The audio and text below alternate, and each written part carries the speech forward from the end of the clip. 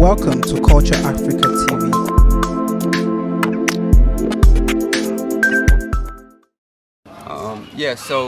People know me as King Brujo, and through the tradition of Ifa Adigun, Eshuwale Adigun. So thank you. So can you share some little story about your growing up, your family, your background, your background? Okay, so pretty much my background, I come from a family where my father is Black American and my mother's side is from Puerto Rico. They're from a little part of the island called Aguadilla. So if people know anything about the history of Puerto Rico, which I was raised with my mother's side very closely, you would understand that the transatlantic slave trade moved very heavily through the Caribbean, and with it, it brought practices from Benin with voodoo. It brought practices from Igbo people. I believe they call their tradition Odinani. Ifa also came to the Caribbean. And so I came from a lineage where my great-grandmother was a priestess in what we call Santeria or Lukumi in Puerto Rico, Cuba, places in the Caribbean. And so I was just a person who, as I was growing up, because I was always around Ifa, got called into the culture later in life, through my ancestry. And I could not ignore the call. So yeah, my mother has 11, basically she's one of 11 siblings. None of them picked up the culture, right? And then you had them siblings have children and those children have children. So you have, my grandmother probably has 60 grandchildren. Nobody picked up the culture. And I was just the one that got called into it, and I couldn't ignore the call out of everybody in the family. So how do you feel when you growing up, seeing you in a Ifa community and your Odu, when you were born, was signified that you need to do this practice? How do you feel? So growing up, because in my mother's lineage, there's two lineages, right? So my mother's lineage goes through what they call Espiritismo, which is a blending of African traditions with Catholicism and Native American practices that were in Puerto Rico. Then my mother's father's side came through Lukumi, which is Ifa, Early on, I rejected the culture. In my childhood, I didn't care to get into it. And I got caught up into trouble in the streets, things like that. And then I started to see how important culture was as life kept teaching me, and kept going on. That's when I started to understand how important culture really meant to us as a people, because everybody has to understand a Puerto Rican is African, a Dominican is African, a Haitian is African, a Black American is African. They just spread to different places. And there's times where you get caught into taking on those ancestral practices because you never know what Orishas or spirits that your great-great-grandmother had dealings with. You could have had Orishas that's part of your family lineage that was put there to protect your family lineage, but nobody has been taking care of them. Nobody has been serving them. So now as lineage goes on, people start to get lost. People start to lose identity. And then what the spirits will do is grab one of the children, usually one who for some reason has a close tie to one of those grandparents. Like for me, my mother was the favorite grandchild of her grandmother. You see?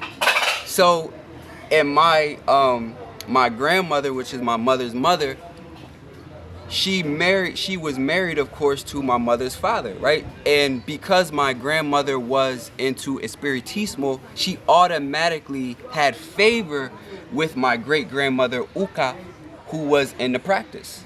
So now when I'm born, it falls on me, So I went through journeys where it's funny because now when it comes full circle and you look at my name Eshu Wale, which comes from my initiation into Eshu Ilegbara, the name means Eshu returns home.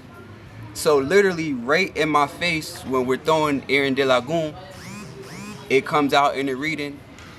You came from an African root and the lineage got scrambled, and now it's on for you to come home. So out of my family, I'm the first one that returned back to Nigeria.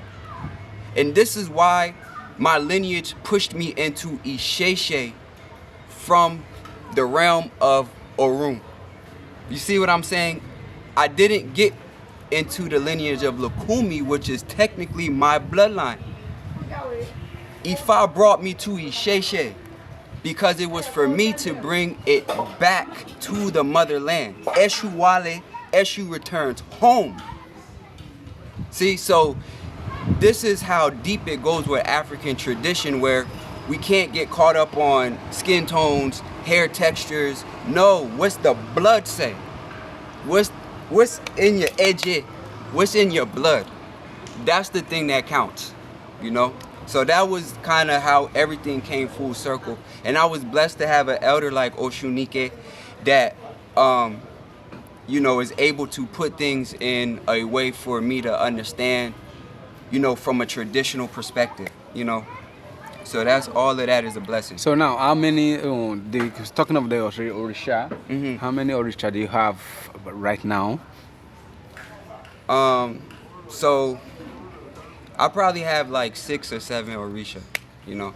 I don't like to get too deep into the ones because like it's more personal when you start to get into things associated with a person's Odu Ifa. You know what I'm saying? So me, I keep more quiet. But I am an Omo Eshu. I'm initiated to Eshu Ilegbara. I'm initiated to Oshun. And I'm initiated to Ifa. You know? So right there, you already know. I have Eshu, different Eshus, and I have Oshun, you know, and I have Ifa, of course. So how do you know that you are in the right track? Oh man, because my life made a total change. You know, my life went from always having problem with building family, having problem with money, having problem with direction. You know, I'm picking this career, I'm picking that career, nothing's working out. It wasn't until when I came into Ifa where destiny started to come into place, because they say Orumila is the one who can take a bad Ori Baruku, or Orumila can take a bad Ori and make it a good one, or take a destiny that's unaligned and line it back up. That's the power of Orumila. That's the power of Ifa. So with me, that's kind of how it circulated for me, you know. Then everything just started falling into track. So when you see results like that, you cannot deny it. You are seeing what you're seeing, you know. What is your best ever moment that makes you feel that you thank Eledumare that you find you are on the right track? What are your best moments so far? Can you share a little experience about it apart from what you share? So my best moment is this one right here, being in Nigeria. Because when I decided to come into the culture, I was in Puerto Rico and in the Latin islands, they have what's called brujos. I believe in Nigeria, they call them osho or oso. These are people who, they do spiritual workings, but they're disconnected from the societal part of tradition, like the structure of tradition. They kind of operate on their own on the outside. So for a long time, I operated as a brujo.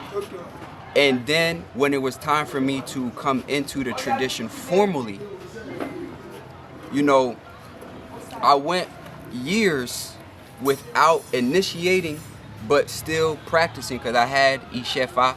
So I felt like, you know, it was pretty good for what I had going on. My life was getting aligned. Then, you know, Ifa called me deeper for initiation. So this whole trip is really the full circle moment.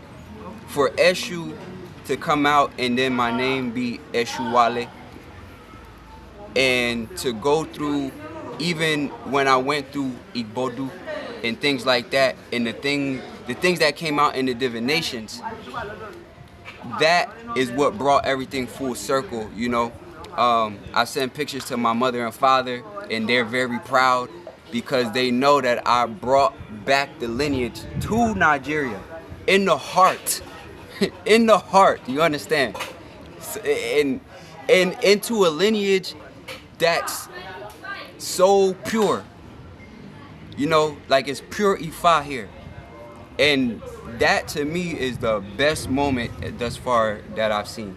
So You know, what is your advice for people that have been lost?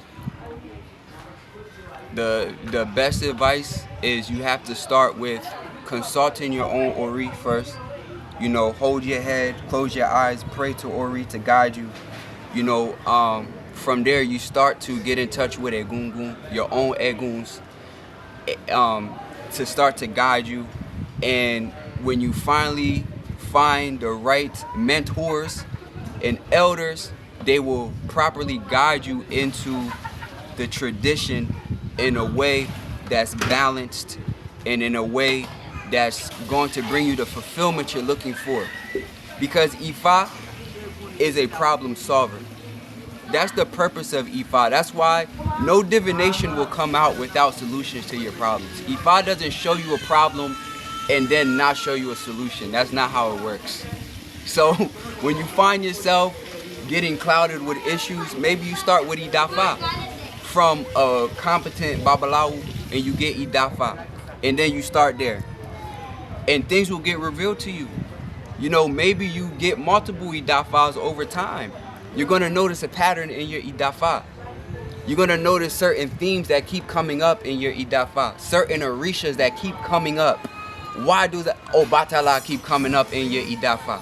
You know what I'm saying? Why does this theme of, you know, heavenly mates, Egbe, and things like that keep coming up in your Idafa? Then you will understand what I'm saying. And it will bring you to where you need to be. Thank you so much. At the end of the day, you say your name and say people should continue watching African Culture Africa. Okay. So, this is King Brujo, Eshuwale Adigun, and you gotta be sure to continue watching Culture Africa TV.